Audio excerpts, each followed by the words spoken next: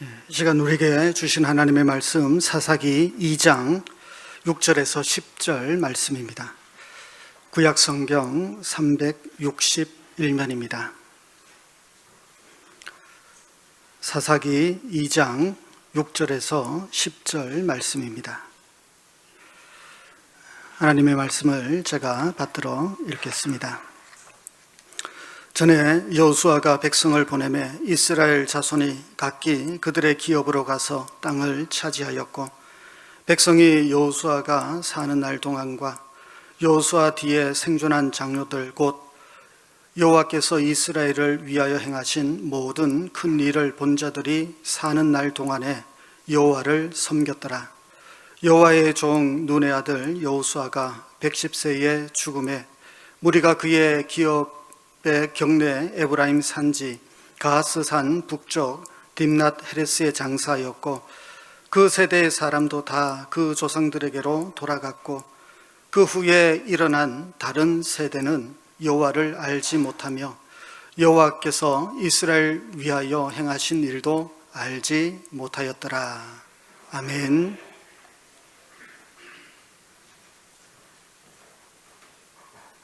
오늘 우리 시온 찬양대 찬양 은혜를 많이 받았습니다. 감사합니다. 1970년대 어느 가정에서 있었던 일입니다. 그 가정에 당시에는 국민학교죠. 국민학교에 다니는 아들이 하나 있었는데, 이 아들이 너무 말썽을 많이 부리는 거예요. 나가서 툭하면 싸우고 사고를 치고. 그래서 어느 날 이 부모가 생각할 때, 저 녀석을 그냥 저렇게 내버려 뒀다가는 앞으로 정말 사람 노릇을 못하겠구나, 그런 생각에 걱정을 많이 하고 있었는데, 어느 날 이 아들이 또 사고를 치고 들어온 거예요. 그래서 그날 이 아들의 아버지가 오늘은 이 단판을 벌어야 되겠다는 마음으로 이 아들을 안방으로 불렀습니다. 불러서 그 아들을 앉혀놓고 아들에게 말합니다. 아들아, 지금 네가 이렇게 말썽을 부리고 수시로 사고를 치는데 이거는 다 네 잘못이 아니고 너를 제대로 가르치지 못한 이 아버지의 잘못이다. 그래서 매를 맞아도 네가 맞는 게 아니라 이 아버지가 맞아야 된다. 그러면서 미리 준비한 회초리를 들고 자신의 종아리를 걷어 올리고서 그 종아리에 사정없이 이제 내리치기 시작했습니다. 그러니까 종아리가 벌겋게 피멍이 들죠. 그러니까 이 아들이 놀래가지고 아버지의 팔을 붙잡고 울면서 매달립니다. 아버지, 제가 잘못했어요. 제발 용서해 주세요. 다시는 말썽을 부리지 않겠습니다. 착실하게 살겠습니다. 막 팔을 붙잡고 그렇게 매달렸어요. 그 아버지의 교육이 효과를 발휘해서 이 아들이 점점 변하게 되었어요. 그리고 이제 말썽꾸러기 아들이 아니라 아주 착실한 아들로 바뀌게 됩니다. 이제 2000년대에 접어들어서 그 아들이 결혼을 했습니다. 결혼을 해서 아들을 하나 낳았는데, 낳고 보니 이게 아버지 어릴 때하고 똑같아요.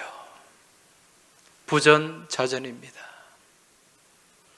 초등학교를 다녔는데 나가면 툭 하면 사고를 치는 거예요. 애를 때려가지고 막 부모가 찾아오고 학교 불려가고. 그 아버지가 고심을 하다가 자기 어릴 때의 모습을 생각해 보면서 그때 우리 아버지가 나를 이렇게 교육해서 내가 완전히 새 사람이 되었지.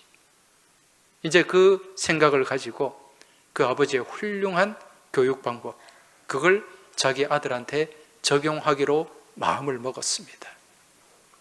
어느 날 이 아들이 또 사고를 치고 들어왔어요. 말썽을 부리고 들어왔는데 그 아버지가 했던 것처럼 이 아들을 안방으로 불러들였습니다. 그리고 이 아들에게 말했습니다.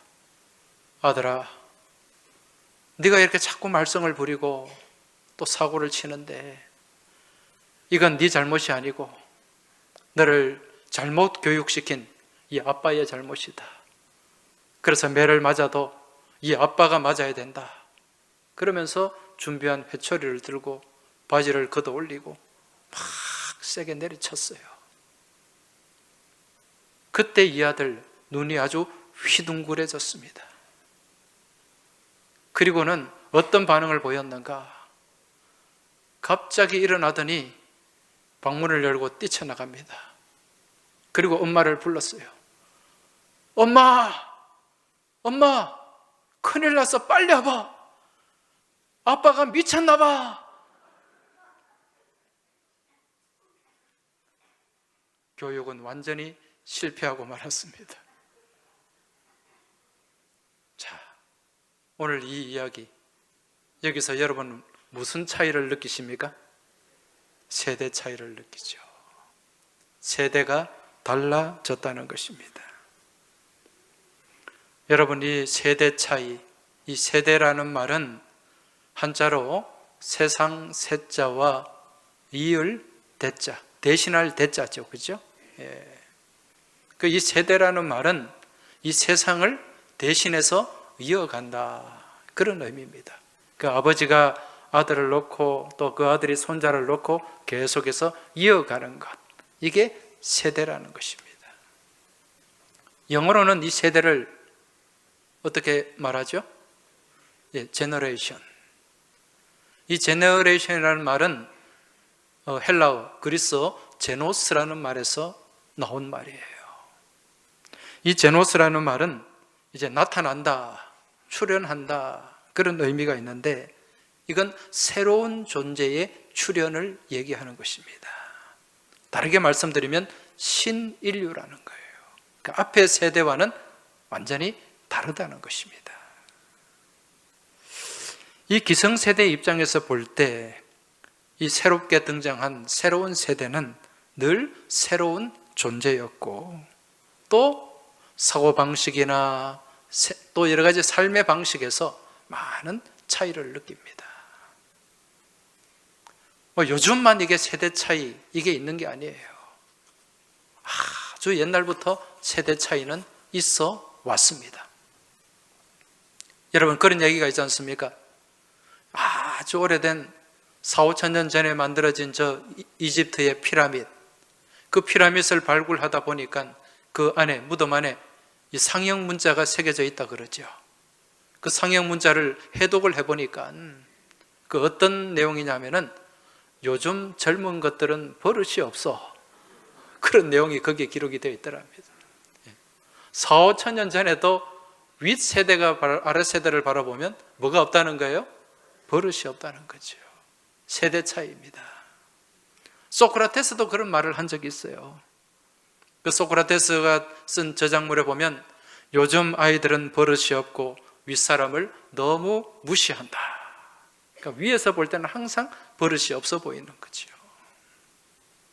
그래서 이런 세대 차이는 어제 오늘의 문제가 아닌 인류 역사를 전체를 통해서도 풀리지 않는 미스테리다. 그렇게 생각할 수가 있습니다. 이처럼 세대 차이는 이제 시대를 막론하고 늘 존재해 왔고, 이제 좀 다른 것은 옛날에 비해서 현대에 들어와 가지고 이 세대 차이의 이 간격이 더 좁혀졌다. 그리고 세대 간의 간극이 더 넓어졌다. 이런 차이가 있습니다. 여러분, 요즘 전 세계에서 이 세대 차이가 가장 심한 나라가 어디일까요? 질문하는 의도를 파악하면 어딘지 알 거 아니에요. 대한민국입니다. 그 미국의 사회학자 잉크 하트라는 학자가 그렇게 분석을 했어요. 이 대한민국이 세대 차이가 가장 심한 나라다. 왜 그렇게 세대 차이가 심한가? 그 이유는 한 가지입니다. 우리나라가 그만큼 발전 속도가 빨랐다는 거예요. 급속하게 발전을 해온 거죠. 그래서 요즘은요, 한날 태어난 쌍둥이도 세대 차이를 느낀다고 합니다. 그 정도로 세대 차이가 심한 거예요. 여러분, 옛날에는 우리 옛날 세대, 보릿고개 세대가 있었죠, 그죠? 그 뒤에 또 어떤 세대가 있었습니까? 베이비붐 세대가 있었잖아요. 그리고 석유파동 세대도 있고, 이렇게 한 20년씩 이렇게 세대 간의 간격이 있었는데, 어느 순간에는 10년, 5년 단위로 이 세대가 막 달라집니다. X세대가 나오고, Y세대가 나오고, G세대가 나오고, N세대가 나오고, 막 이렇게 급격하게 이 세대 변화가 있고 세대 차이가 생겨났다는 거죠. 문제는 이러한 세대 차이가 급속해지면서 또 무슨 문제가 생기는가? 세대 갈등이 생겨요. 세대 간의 갈등. 요즘 우리 사회에 여러 가지 갈등 구조가 있잖아요. 계층 갈등도 있고 젠더 갈등. 이 젠더 갈등이라고 하는 것은 남녀, 성 간의 갈등을 얘기하는 거예요. 그리고 또 아주 심각한 갈등 중에 하나가 세대 갈등입니다. 이번에 20대 대통령 선거 투표를 하면서도 이 세대 간의 갈등이 아주 잘 나타났는데, 그러한 세대 간의 갈등이 가정에서는 부자 간의 갈등으로 나타나고 또 모녀 간의 갈등으로 나타나게 된다는 거죠.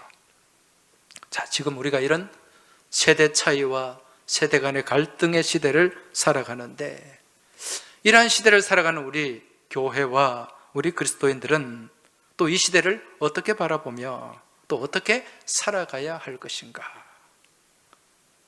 이와 더불어서 이러한 갈등의 시대, 세대 차이가 나는 이러한 시대 속에서 우리 교회와 그리스도인들은 이러한 갈등과 차이를 봉합하는 역할을 해야 됩니다. 그리고 이 단절된 세대와 세대 사이를 이어주는 세대 역할, 세대 연결, 세대 전수가 이 교회와 우리 그리스도인을 통해 이루어져야 된다는 거죠. 그러기 위해서는 우리가 어떻게 해야 될까? 여러분, 이 질문에 대한 해답은 어디에 있습니까? 우리 인생 교과서 성경에 있습니다. 우리 인생의 모든 질문은 성경에서 답을 찾아야 돼요. 오늘 본문으로 들어가시면은요, 오늘 본문 말씀 6절 이제 이후에 보면은 이 말씀은 여호수아, 이스라엘의 지도자 여호수아가 죽은 이후에 이제 일어나는 일들에 관해 기록하고 있는데, 이 이스라엘의 지도자 여호수아가 살아있을 때와 죽은 이후에 이 이스라엘의 세대가 완전히 다르게 나누어지는 것을 볼 수가 있습니다. 오늘 말씀 6절, 7절 보시기 바랍니다. 전에 여호수아가 백성을 보내매 이스라엘 자손이 각기 그들의 기업으로 가서 땅을 차지하였고, 백성이 여호수아가 사는 날 동안과 여호수아 뒤에 생존한 장로들 곧 여호와께서 이스라엘을 위하여 행하신 모든 큰 일을 본 자들이 사는 날 동안에 여호와를 섬겼더라. 자, 이 말씀에 보니까 이 모세의 뒤를 이은 여호수아가 이 가나안 땅을 정복을 하게 됩니다. 여러분, 이 여호수아는 모세의 후계자지 않습니까? 모세는 어떤 사람이죠? 이스라엘 백성들이 430년 동안 노예 생활을 했던 그 애굽의 노예에서 해방시키고 출애굽을 이끌었던 아주 위대한 지도자죠. 그리고 40년 동안 광야 생활을 이끌었던 지도자였습니다. 그런데 모세가 이제 가나안 땅을 목전에 두고 느보산에서 하나님 부름을 받게 되고, 그 이후에 이제 리더십을 여호수아가 이제 이어받게 됩니다. 이 여호수아는 이제 가나안 땅에 들어가서 정복 전쟁을 펼치게 되죠. 그리고 가나안 땅을 정복하고 또 그 땅을 지파별로 분배하는 그 일을 여호수아가 감당을 했습니다. 그렇게 이제 여호수아가 각 지파별로 땅을 분배하고 또 그 분배된 땅에서 이제 이 이스라엘 민족들이 그곳에서 살아갈 때에 이들은 하나님을 잘 섬겼다고 말씀해요. 왜 잘 섬겼는가? 이유가 있죠. 7절에 보면은 여호수아 뒤에 생존한 장로들 곧 여호와께서 이스라엘을 위하여 행하신 모든 큰일을 본 자들이 사는 날 동안에 여호와를 섬겼더라. 자, 이스라엘의 기성세대, 여호수아와 함께 그 땅을 정복했던 그 어른 세대, 그들은 여호와의 큰일, 하나님께서 행하신 큰일을 보았기 때문에 사는 날 동안에 누구를 섬겼다? 여호와를 섬겼다. 여러분, 여기서 큰일이 뭡니까? 이스라엘 백성들이 가나안 땅을 정복할 때 하나님께서 하신, 역사하신 놀라운 일들이죠. 이스라엘 백성이 모압 땅에서 이제 가나안 땅으로 들어갈 때 그 앞을 무엇이 막고 있었습니까? 요단강이 막고 있었죠. 근데 그 당시에 요단강은 모맥을 거두는 시기였기 때문에 물이 넘쳐났어요. 그 강을 건너기가 쉽지 않았습니다. 그런데 그때 하나님께서 요단강의 물을 멈추게 하셨어요. 그래서 그 요단강에 길을 내시고 이스라엘 백성들이 가나안 땅으로 들어갈 수가 있었고, 또 들어가다 보니까 예리고에 무엇이 있습니까? 철옹성이 있어요. 그 철옹성을 지나가야 됩니다. 그런데 이스라엘 백성들의 힘과 능력으로는 감당할 수가 없는 거죠. 하나님이 그 여리고성을 무너뜨려 주셨고, 또 그 뒤에 가로막고 있는 아이성까지 다 무너뜨려 주셨습니다. 하나님의 큰 일을 경험한 거예요. 하나님의 놀라운 은혜를 체험했던 것입니다. 그 체험한 은혜가 있었기 때문에 그 은혜를 가지고 이들은 하나님을 섬기며 그 땅에서 살았는데, 문제는 이제 지도자 여호수아도 죽게 되고 110년을 살다가 이제 하나님 품에 안기게 됩니다. 그리고 그 세대의 사람들도 다 어떻게 되었다? 하나님께로 돌아갔다. 자, 문제는 그 이후입니다. 그 이후에 이제 어떤 세대가 일어났는가? 본문 10절에 보시면은 그 세대의 사람도 다 그 조상들에게로 돌아갔고 그 후에 일어난 다른 세대는 여호와를 알지 못하며 여호와께서 이스라엘을 위하여 행하신 일도 알지 못하였더라.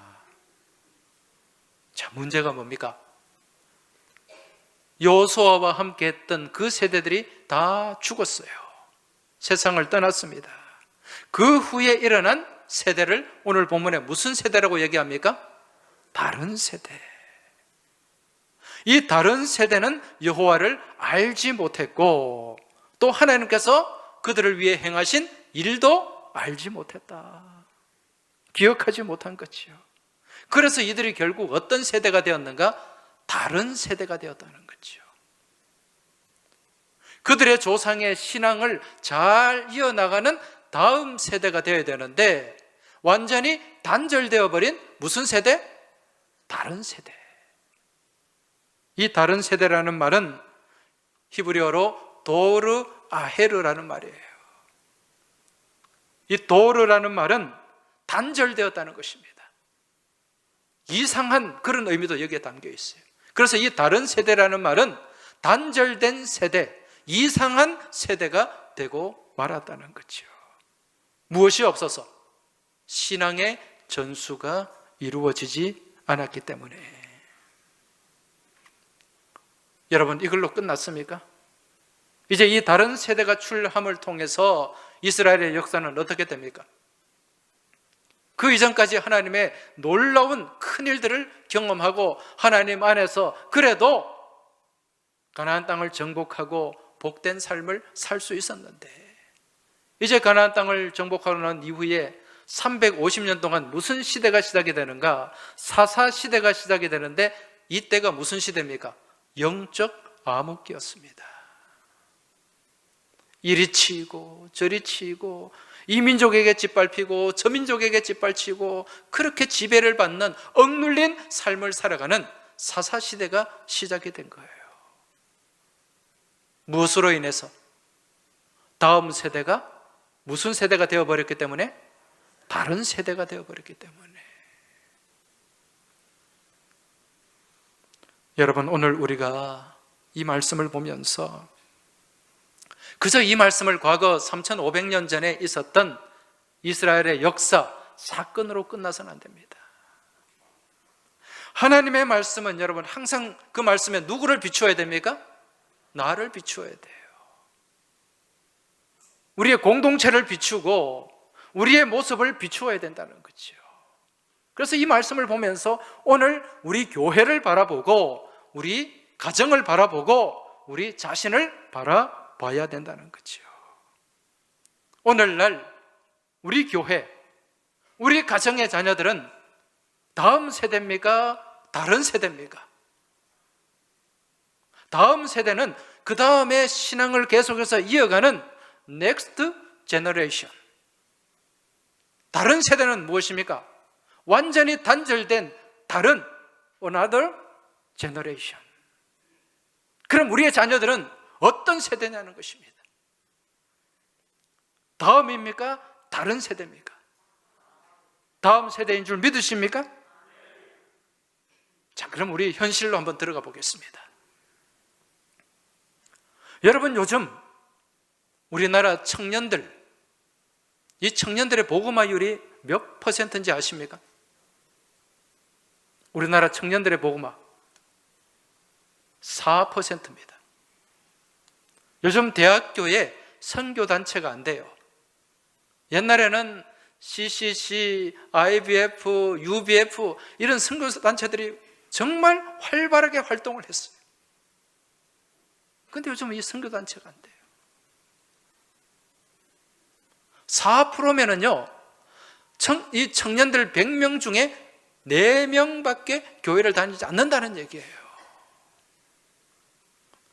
지금 우리나라 이 개신교 인구 비율이 몇 프로입니까? 적게는 16%에서 많게는 20%까지 봅니다. 우리 성인들 그렇지 않은 비율이에요? 그런데 이 가정의 자녀들만 교회에 제대로 출석을 한다면 여러분, 낮게 잡아도 10% 이상은 돼야 돼요. 15%는 돼야 된다는 것입니다. 그런데 지금 이 청년들의 신앙생활 하는 비율이 3분의 1도 안 돼요. 4% 미만입니다. 혹시 미전도 종족이라고 들어보셨죠? 이 미전도 종족은 어떤 사람들을 얘기하는 거죠? 저기 아프리카 밀림 정글에 사는 원주민들, 그리고 남미의 그 아마존강 유역에 사는 그 아주 깊은 정글에 사는 사람들, 이 복음을 접하지 못한 이런 사람들을 미전도 종족이라고 얘기합니다. 이제 선교학적으로 바라볼 때 미전도 종족은 어떻게 분류가 되는가? 그 공동체, 그 나라의 인구의 4% 미만, 그러니까 예수님을 아는, 예수님을 믿는 사람이 4% 미만이면 무엇으로 분류가 된다? 미전도 종족으로 분류가 되는 거예요. 이 선교학적인 기준으로 볼 때 오늘날 우리 청년은 무슨 종족입니까? 미전도 종족이에요. 지금 우리나라가 이렇게 가고 있다는 거죠. 자, 그럼 청년들이 이렇다면 우리 교회학교 유치부, 아동부, 중고등부는 괜찮은가? 죄송하지만 더 심각합니다. 지금 우리나라 전체 교회에 교회 학교가 없는 교회, 이 교회 학교가 없는 교회가 60%가 넘어요. 그리고 교회 학교가 있는 교회 가운데 50% 이상이 교회 학교 아이들이 10명 미만입니다. 청년들보다 더 심각하지요. 이게 요즘 나타나는 현상이고 통계입니다. 자, 그렇다면 우리 교회는 어떨까요? 우리 항서교회는 지금 우리 교회에 출석하고 섬기는 교우들의 자녀들 중에 우리 교회에 출석하는 자녀들이 과연 얼마일까? 이 교회 출석하는 자녀들의 비율이 얼마나 되냐는 거죠. 물론 외지에 나가 있고 타지에 나가 있는, 외국에 나가 있는 그런 자녀들도 있습니다. 지금 우리 교회 출석하는 교우들, 가정의 자녀들 중에 현재 부산에 살고 있음에도 교회 출석하지 않는 자녀들, 여러분 굉장히 많습니다. 아울러 타지에 나가 있는 자녀들 중에도요, 교회 안 다니는, 교회 출석하지 않는 자녀들이 상당수 있습니다. 여러분, 여기서 더 큰 문제가 뭔지 아십니까? 상황이 이러함에도 불구하고 부모님들이 이 문제에 대해서 심각함을 느끼지 않는다는 거죠. 종교는 자유입니다. 그렇게 생각하는 중직자도 있어요. 여러분, 종교가 자유입니까? 그렇지 않습니다. 우리 이 신앙은 어떤 일이 있어도 물려줘야 되는 거예요. 심어줘야 되는 거예요. 여러분, 하나님 살아계심을 믿으십니까? 천국을 믿으십니까? 그런데 지금 내 자녀가 하나님과 멀어지고 있고 천국과 멀어지고 있는데 이게 아무런 문제가 아니에요? 이게 자유예요? 그렇게 쉽게 말할 수 있습니까? 지가 알아서 하겠지? 지가 알아서 할 문제입니까? 여러분, 우리가 오는 순서는 있지만 가는 순서는 없어요.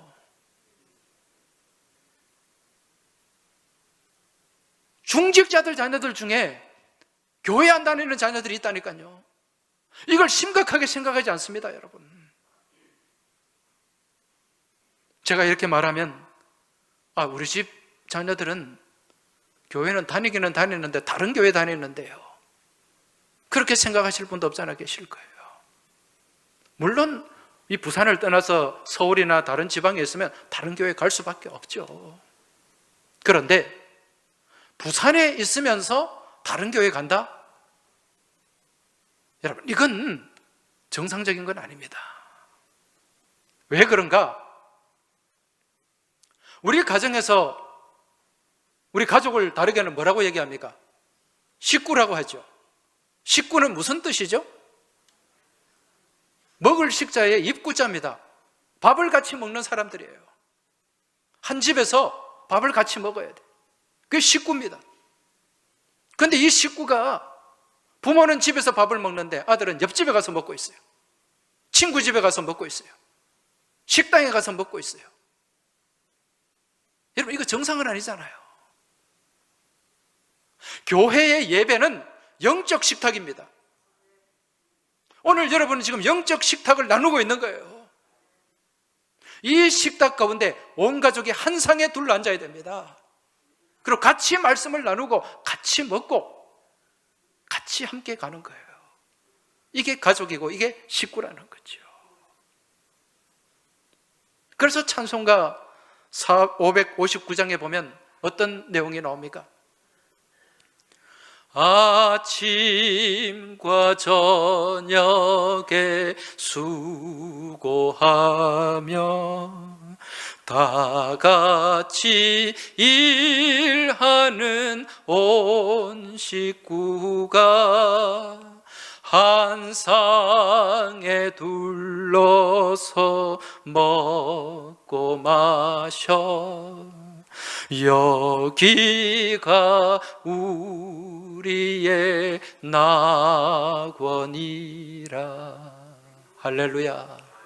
한 상에 둘러서 먹고 마시는 가운데 그것이 바로 낙원이 되고 천국이 되는 줄 믿으시기 바랍니다. 여러분, 이 가사 우리 다 같이 한번 찬송하겠습니다. 피아노 반주 한번 해주세요. 아침과 저녁에 수고하여 다 같이 일하는 온 식구가 한 상에 둘러서 먹고 마셔 여기가 우리의 낙원이라.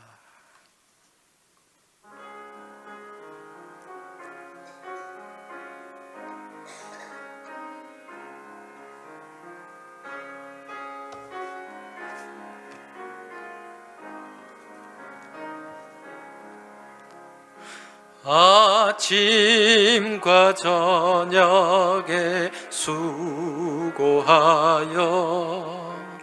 다 같이 일하는 온 식구가 한 상에 둘러서 먹고 마셔.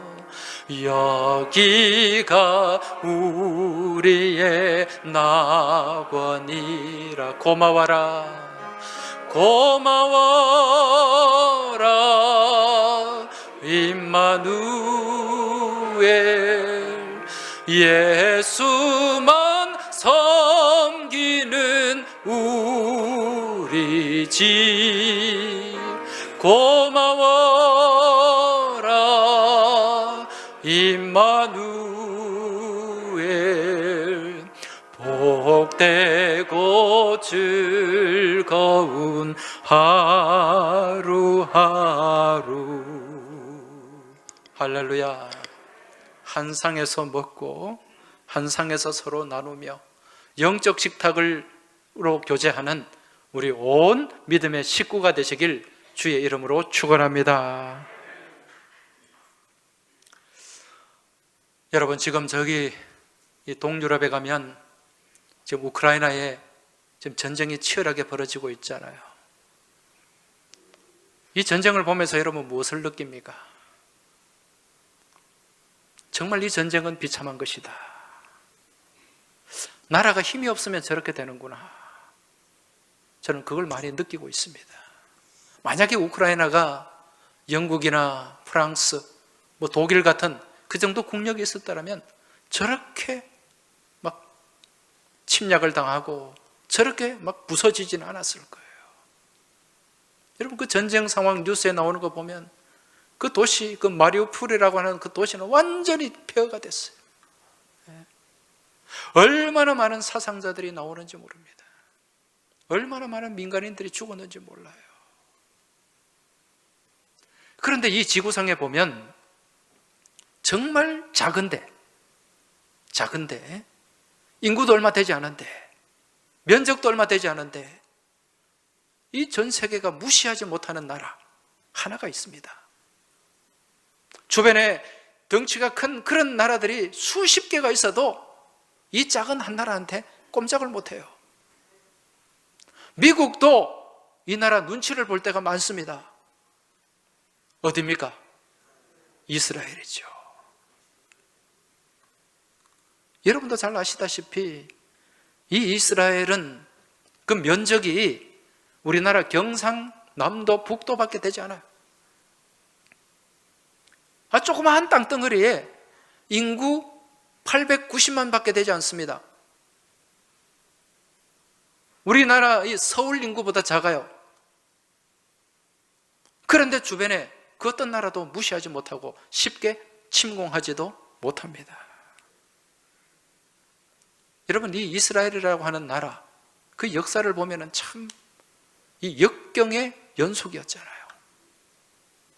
이 나라는 1000년 동안 나라 없이 지낸 민족이에요. 이게 가능합니까? 보통 일반적으로는 불가능합니다. 어떻게 나라 없이 민족이 1000년 동안 유지가 될 수가 있겠습니까? 1000년 동안 그들의 역사도 잃어버리지 않았고 언어도 잃어버리지 않았고 민족의 정체성도 잃어버리지 않았습니다. 여러분, 그 이유가 무엇일까요? 그 이유는 한 가지예요. 이 이스라엘 백성들이 조상 때부터 그 다음 세대들, 자녀들을 다른 세대로 만들지 않았기 때문에 그렇다는 것입니다. 다음 세대가 되게 했어요. 무엇을 물려줌으로써? 하나님 말씀을 물려주고 신앙을 물려줌으로써. 이들은 지나온 이 역사를 통해서 이 하나님 말씀을 떠나면 어떻게 되는가를 처절하게 경험했습니다. 사사시대, 그 암흑시대뿐만 아니라 바벨론 포로시대, 아수르의 멸망, 그리고 페르시아, 로마의 압제를 거치면서 이들이 하나님 말씀을 떠났을 때 얼마나 비참해지는가, 얼마나 힘들어질 수밖에 없는가, 이걸 알고 다른 것 물려주지 않고 무엇을 물려주기 위해서?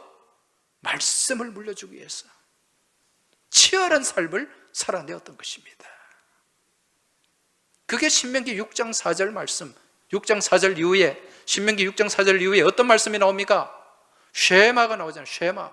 쉐마 이스라엘. 이스라엘아 들으라. 무엇을 들으라는 겁니까? 하나님, 오직 하나님은 한 분이신 여호와 하나님, 살아계신 하나님이고, 이러한 하나님의 말씀을 네 자녀에게 부지런히 가르치고, 집에 앉았을 때든지, 길을 갈 때든지, 누워있을 때든지, 일어날 때든지 말씀을 가르치고 강론해라. 말씀을 물려주라는 거예요. 잠언 22장 6절의 말씀을 보면 마땅히 행할 길을 아이에게 가르치라. 그리하면 늙어도 그것을 떠나지 아니하리라. 이 말씀을 붙잡고 자녀들에게 신앙 전수를 했고 신앙의 유산을 물려주었다는 것입니다. 그 결과 이 민족의 자녀들이 그 이후에 다른 세대가 되지 않고 무슨 세대가 되었다? 다음 세대가 되었다. 거기서 끝난 게 아니죠. 1948년도에 흩어져 있던 이스라엘 백성들이 원래 그 땅으로 돌아와서 나라를 다시 건국을 했습니다. 지금 이 작은 나라 이스라엘, 그 누구도 무시하지 못하고, 그 누구도 쉽게 바라보지 못하고, 그 누구도 함부로 대하지 못합니다. 여러분, 세계에서 가장 권위 있는 상이 무슨 상입니까? 노벨상이죠. 우리나라 노벨상 몇 개 탔습니까? 한 개 탔죠. 그것도 무슨 상? 평화상. 이 유대인들, 이 이스라엘 백성들이 노벨상을 몇 개나 탔는가? 여러분, 진짜 권위 있는 상은 노벨 물리학상, 노벨 화학상, 노벨 의학상, 이런 상 아닙니까? 이 이스라엘 사람들이 탄 노벨상을 조사해 봤더니요, 노벨 의학상 53명, 53명, 물리학상 53명, 노벨 화학상 36명, 노벨 경제학상 31명, 노벨 문학상 15명, 노벨 평화상 5명, 총 193명. 놀라지도 않네요.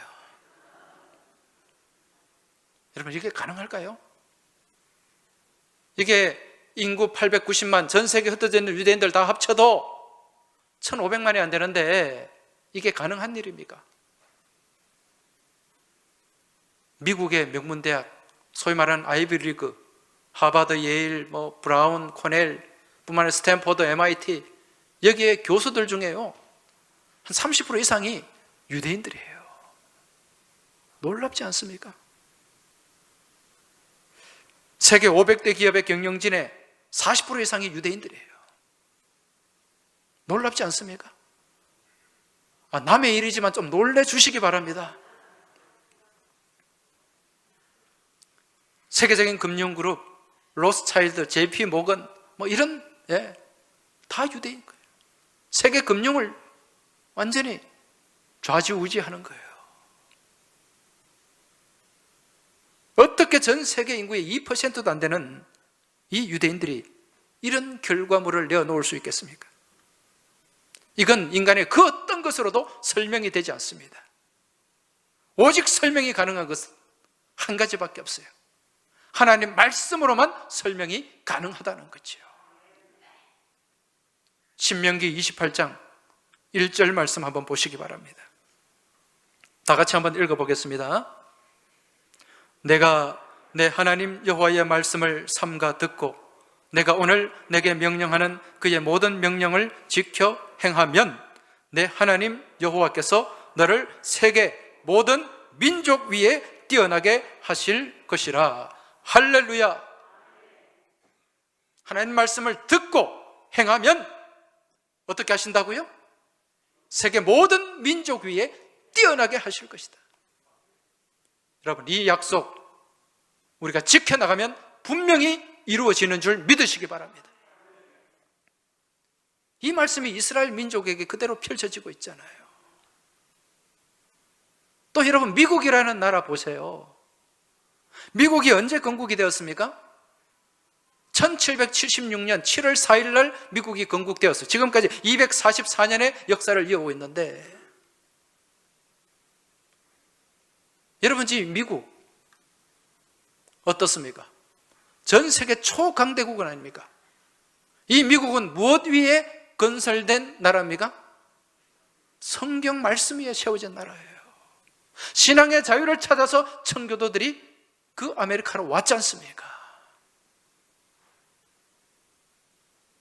세계 모든 민족 위에 뛰어나게 하나님이 세워주셨습니다. 우리나라 대한민국 복음이 언제 들어왔습니까? 1885년, 지금부터 135년 전이에요. 그 이전까지 우리나라는 암흑의 역사였습니다. 세계에서 가장 가난한 나라였습니다. 그런데 복음이 들어온 지 135년 만에 이 나라가 어떻게 되었습니까? 지금 세계 10대 경제 강국이에요. 세계 군사력 6위가 된 나라입니다. 지금 러시아가 세계 2위 군사력을 가지고 있는데 이번 전쟁 때문에 완전히 찌그러져 가지고 우리나라가 5위로 올라갈지도 몰라요. 이건 제 예상입니다. 우리나라 역사상 이렇게 강한 적이 있었습니까? 이렇게 잘 산 적이 있었어요? 여러분, 우리 민족 가운데 하나님의 말씀이 이루어지고 펼쳐지고 있는 줄 믿으시기 바랍니다.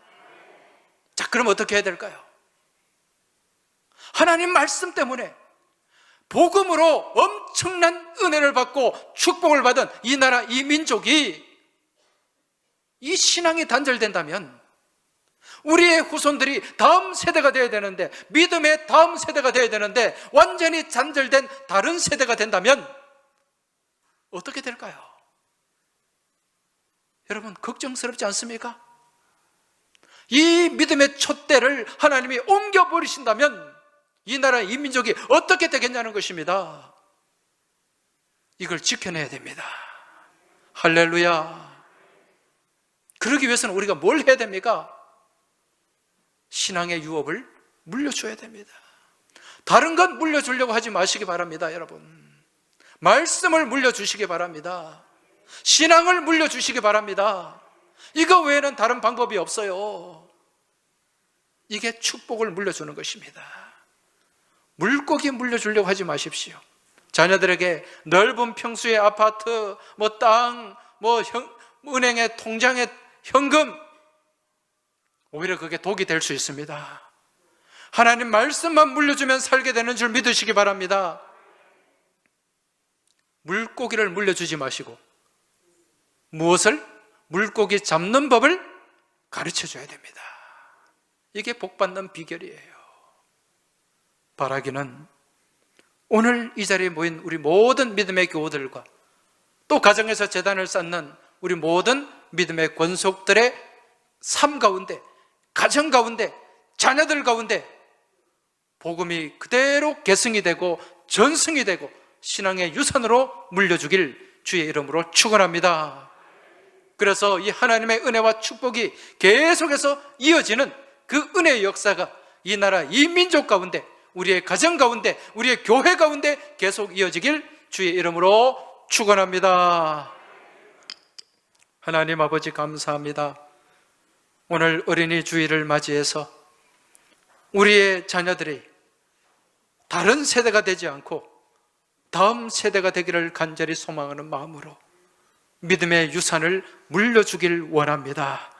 주여, 이 일을 우리가 이루어내게 하여 주옵소서. 괜찮다, 괜찮다, 그렇게 서로 위안하며 지나가는 것이 아니라 정말 큰일 났다는 그런 다급한 마음을 가지고 이 신앙을 계승하기 위해서 최선을 다하고 치열하게 살아가는 저희 모두가 될 수 있도록 주님 도와주시옵소서. 그리하여 계속해서 하나님의 은혜의 유업이 이어지며 이 나라, 이 민족이 자녀 손존 천대에 이르기까지 복받고 살아가는 나라와 민족과 우리 자녀 손들이 될 수 있길 간절히 소망하며 우리 주님 예수 그리스도 이름으로 기도하옵나이다. 아멘.